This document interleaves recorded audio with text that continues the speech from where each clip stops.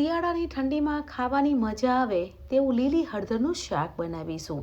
આપણે ઢાબા પર જમવા જઈએ છીએ તો ઠંડીમાં લીલી હળદરનું શાક ઓર્ડર કરીએ છીએ, તો ઢાબા સ્ટાઇલ લીલી હળદરનું ગ્રેવાળું શાક બનાવીશું। શાક બનાવવા માટે મેં 250 ગ્રામ લીલી હળદર લીધી છે। હળદરને 2 થી 3 વાર ધોઈ લેવાની છે। હળદર ધોયા પછી હળદરની ઉપરની છાલ કાઢી લેવાની છે।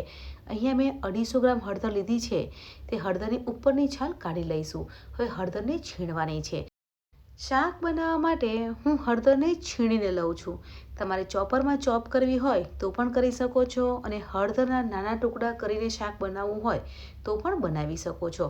અહીંયા મેં 250 ગ્રામ હળદર લીધી છે, તો બધી જ હળદરને છીણી લઈશું। અને હળદર છીણતા હોય ને ત્યારે હાથમાં હળદરનો કલર આવે છે। જો હળદરનો કલર ના લાવવો હોય તો હાથમાં થોડું તેલ લગાવવાનું છે, તો હળદરનો કલર નહીં આવે। તો અહીંયા હળદર મેં છીણી લીધી છે, તો પેનમાં 3 મોટી ચમચી ઘી લેવાનું છે। અને લીલી હળદરનું શાક ઘીમાં બનાવવામાં આવે છે તો તેનો ટેસ્ટ આવે છે, પણ જો તમારે ઘી ના લેવું હોય તો તેલમાં પણ બનાવી શકો છો। તો 3 થી 4 મોટી ચમચી ઘી લેવાનું છે। ઘી ગરમ થઈ જાય પછી લીલી હળદર પેનમાં લઈ લેવાની છે અને 3 થી 4 મિનિટ ધીમા તાપે શેકવાનું છે, એટલે હળદર સોફ્ટ થઈ જશે। એટલે હળદર આ રીતે સોફ્ટ થાય ને ત્યાં સુધી શેકવાની છે, અને હળદર સરસ એવી શેકાશે તો જ શાકનો ટેસ્ટ આવશે। ફ્રેન્ડ્સ, ઘરે શાક બનાવો ને તો ઘીમાં જ બનાવજો, તો ઢાબા પર શાક બનાવીએ છીએ ને તેવું શાક ઘરે બનશે। તો એ હળદર શેકાઈ ગઈ છે, તો હળદરને બાઉલમાં લઈ લેવાની છે। તે જ પેનમાં 2 મોટી ચમચી ઘી લેવાનું છે। ઘી ગરમ થઈ જાય પછી ઝીણું ચોપ કરેલું લસણ ઉમેરવાનું છે અને તમાલપત્ર ઉમેરવાનું છે। લસણની ફ્લેવર શાકમાં બહુ જ સરસ આવે છે, તમે લીલું લસણ પણ લઈ શકો છો। હવે લસણ સંતળાઈ જાય પછી લીલી ડુંગળી ઉમેરવાની છે અને સાતળવાની છે। ડુંગળી સોફ્ટ થાય ત્યાં સુધી સાતળી લઈશું। અહીંયા મેં લીલી ડુંગળી લીધી છે, તમારે લીલું લસણ વધારે ઉમેરવું હોય તો પણ ઉમેરી શકો છો। હવે ડુંગળી સોફ્ટ થઈ જાય ત્યાં સુધી શેકી લઈશું। એક મીડિયમ સાઇઝની ડુંગળી ઝીણી ચોપ કરીને ઉમેરવાની છે અને એક ટામેટું ઝીણું ચોપ કરીને ઉમેરવાનું છે અને સાતળવાનું છે। ડુંગળી ટામેટા સોફ્ટ થાય ત્યાં સુધી સાતળી લઈશું। સ્વાદ પ્રમાણે મીઠું ઉમેરવાનું છે અને મિક્સ કરી લેવાનું છે, અને ઢાંકણ ઢાંકી 2 મિનિટ કૂક કરી લઈશું, એટલે ડુંગળી ટામેટા સોફ્ટ થઈ જશે। આપણે લીલી હળદરનું શાક બનાવીએ છીએ તે ગ્રેવીવાળું બનાવીએ છીએ, તો ગ્રેવી બનાવવા માટે અડધો કપ મોરું દહીં લેવાનું છે।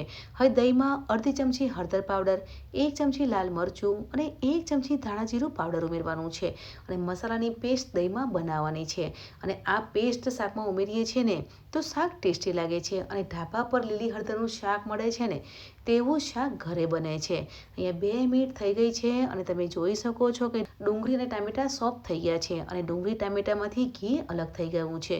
તો 2 ચમચી લીલા મરચાં ઉમેરવાના છે, કેમ કે શાક તીખું હોય ને તો જ ખાવાની મજા આવે છે, અને તીખાશ તમે તમારા ટેસ્ટ પ્રમાણે વધારે અને ઓછી કરી શકો છો।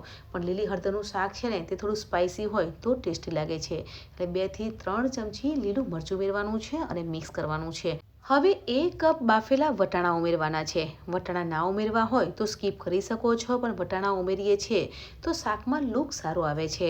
અને શેકેલી હળદર ઉમેરી લઈશું અને મિક્સ કરવાનું છે, એટલે વટાણા અને હળદર સાથે મિક્સ કરવાનું છે, અને એક રસ થઈ જાય ને ત્યાં સુધી સાતળવાનું છે। હવે મસાલાવાળું દહીં બનાવવું છે તે દહીં શાકમાં ઉમેરવાનું છે અને મિક્સ કરવાનું છે, અને ગ્રેવી બનાવવા માટે અડધો કપ પાણી ઉમેરવાનું છે, એટલે ગ્રેવી બની જશે।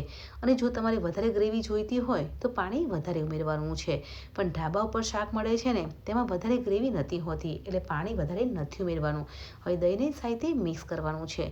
શાકમાં દહીં ઉમેરીએ છીએ ને તો શાક ખાવામાં ટેસ્ટી લાગે છે।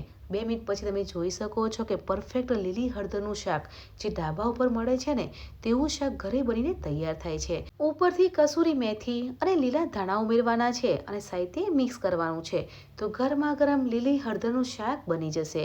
ફ્રેન્ડ્સ, આપણે બહાર હોટલ પર કે ઢાબા ઉપર જમવા જઈએ છીએ તો લીલી હળદરનું શાક ઓર્ડર કરીએ છીએ, અને સ્પેશિયલ લીલી હળદરનું શાક ખાવા માટે બહાર જઈએ છીએ, તો ઘરે લીલી હળદરનું શાક બનાવી શકો છો। ઘરે શાક બનાવીએ છીએ તો બહુ જ ટેસ્ટી લાગે છે, કેમ કે આપણે આપણા ટેસ્ટ પ્રમાણે બનાવી શકીએ છીએ। ઢાબા પર શાક મળે છે ને તે થોડું સ્પાઇસી હોય છે, આપણે આપણા ટેસ્ટ પ્રમાણે ઘરે બનાવી શકીએ છીએ। શિયાળાની ઠંડીમાં ખાવાની મજા આવે તેવું ગરમા ગરમ લીલી હળદરનું શાક સર્વિંગ બાઉલમાં સર્વ કરીશું। ઉપરથી લીલા ધાણા સ્પ્રિંકલ કરી લઈશું। તો ફ્રેન્ડ્સ, કેવી લાગી રેસીપી કમેન્ટ સેક્શનમાં જરૂરથી જણાવજો। વિડીયો સારો લાગ્યો હોય તો પ્લીઝ વિડીયો લાઇક, શેર અને તમારા ફ્રેન્ડ્સ અને ફેમિલીમાં શેર કરજો। મળીએ છીએ નવી રેસીપી સાથે।